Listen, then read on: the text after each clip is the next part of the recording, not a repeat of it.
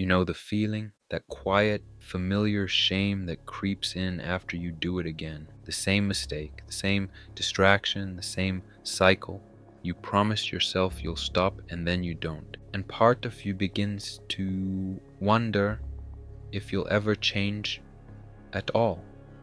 But you already know what's wrong, you just keep running from it. Because the truth is, most people don't fear failure, they fear transformation. They fear losing the version of themselves that's comfortable, predictable, safe, even if it's miserable. We cling to our chains because they're familiar. We sabotage ourselves because it's easier than confronting who we could be. Self-destruction isn't random, it's not chaos, it's habit. A system you've built to protect yourself from pain, from risk, from growth. You drink because silence is unbearable. You scroll because stillness feels empty. You avoid because effort feels like exposure. And each small act of avoidance stacks. Until one day you realize you're living a life made of distractions. Most people are addicted, not to substances, but to escape. They can't sit in stillness, can't face their reflection, can't stand to feel the full weight of their choices. So they run,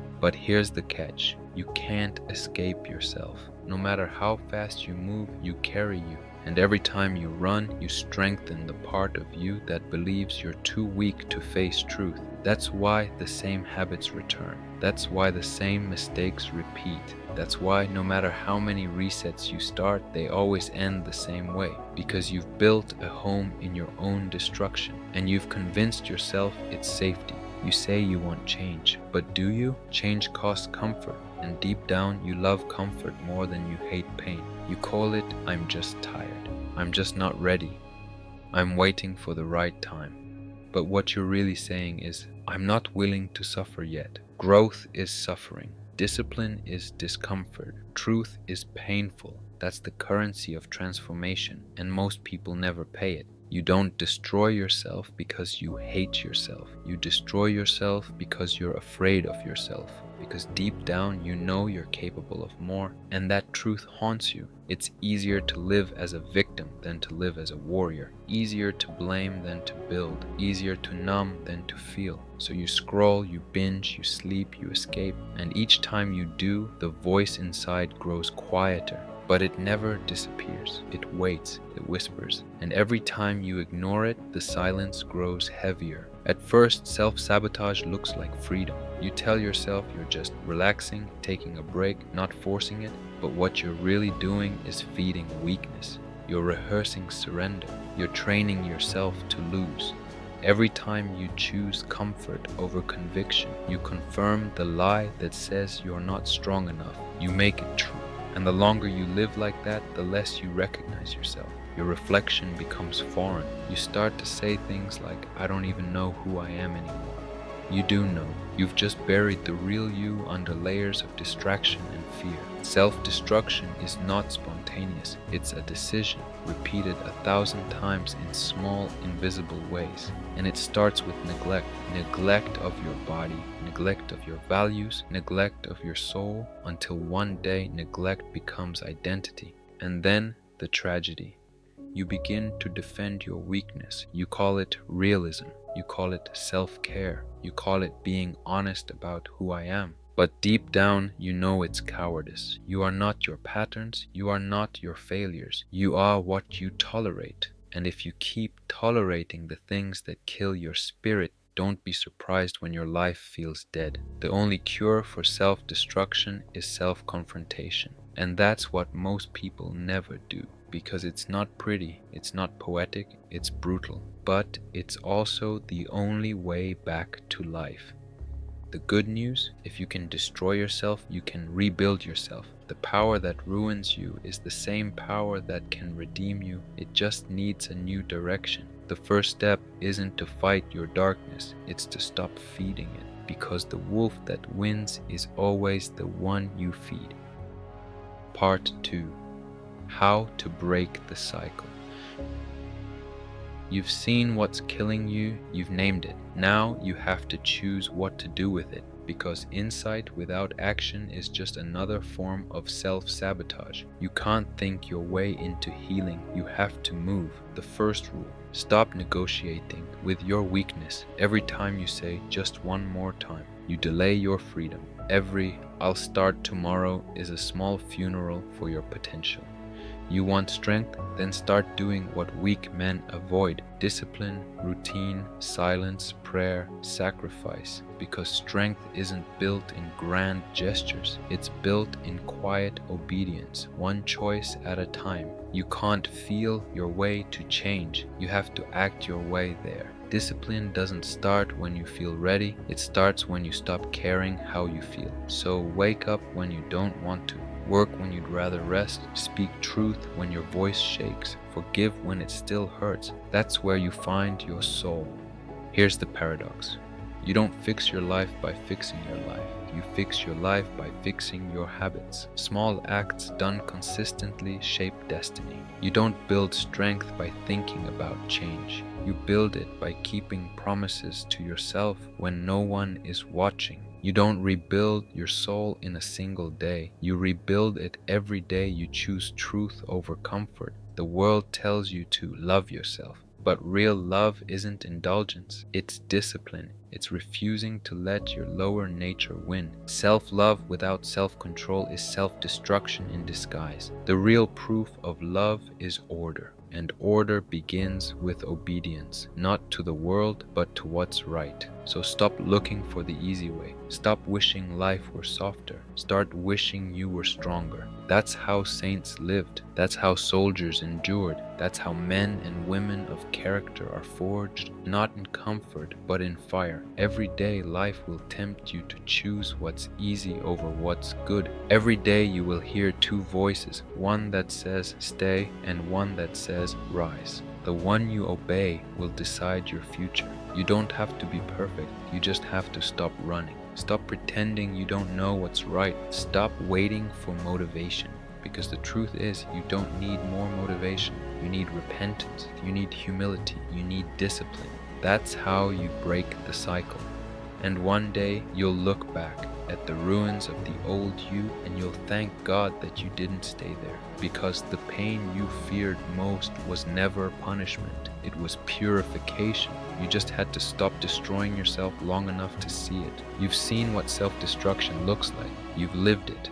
You've felt the emptiness after every relapse, the quiet shame after every broken promise, the exhaustion of pretending you're fine. But if you're still here, listening, breathing, trying, that means you haven't lost yet. You've only paused. And this pause right now is sacred, because it's the space between who you were and who you could still become.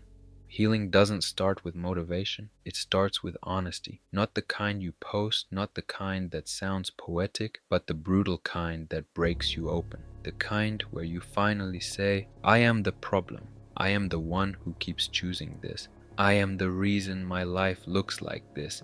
That sentence hurts, but it's also freedom. Because once you stop blaming the world, you regain the power to rebuild it. The truth is, most people don't actually want to heal. They want to feel better. They want comfort, not change. They want relief, not transformation. But comfort never built anyone strong. Every saint, every leader, every soul that rose from the ashes had to bleed for it. Because real healing is not a retreat, it's a resurrection. And resurrection always comes after death. The death of the old self. The death of your excuses.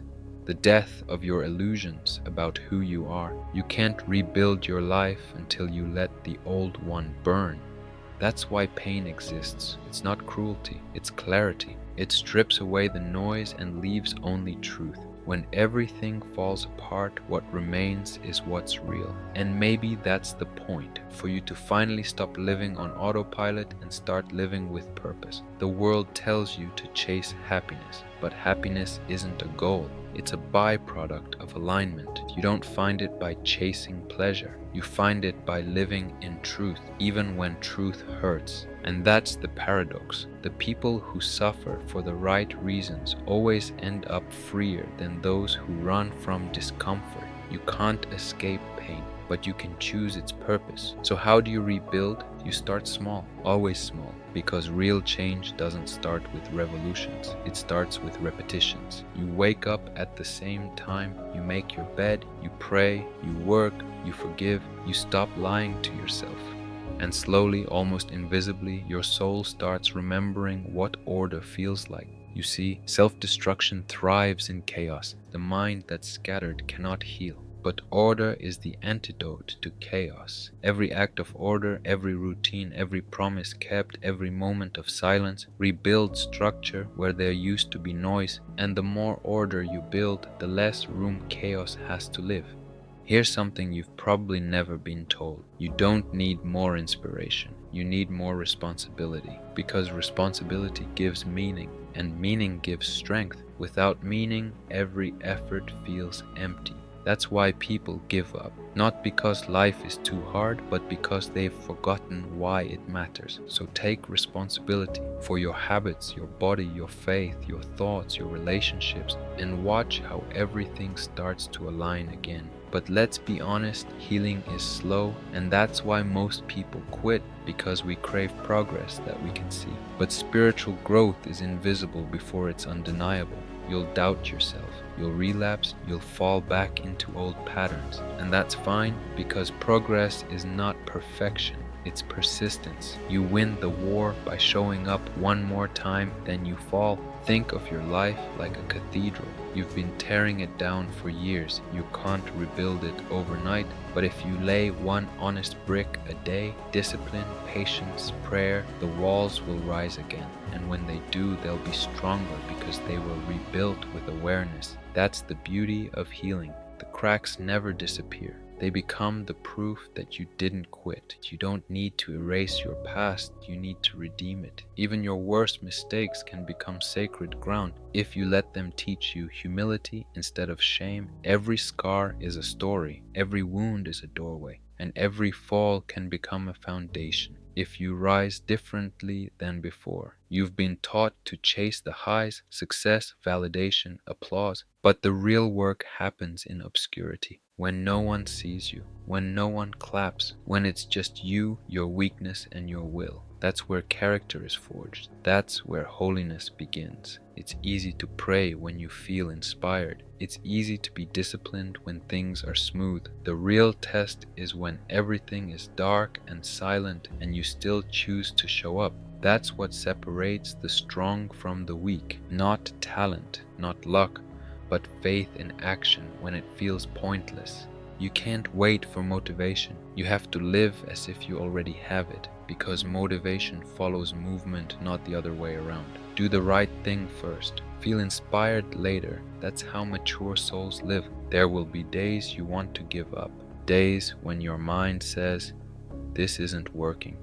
But that's when it's working the most, because the darkness always fights hardest before it leaves, and the old self always screams before it dies. So if you feel resistance, don't run, rejoice. It means transformation is near. At some point you'll realize that rebuilding isn't about becoming a better version of yourself. It's about becoming your true self, the one God always intended.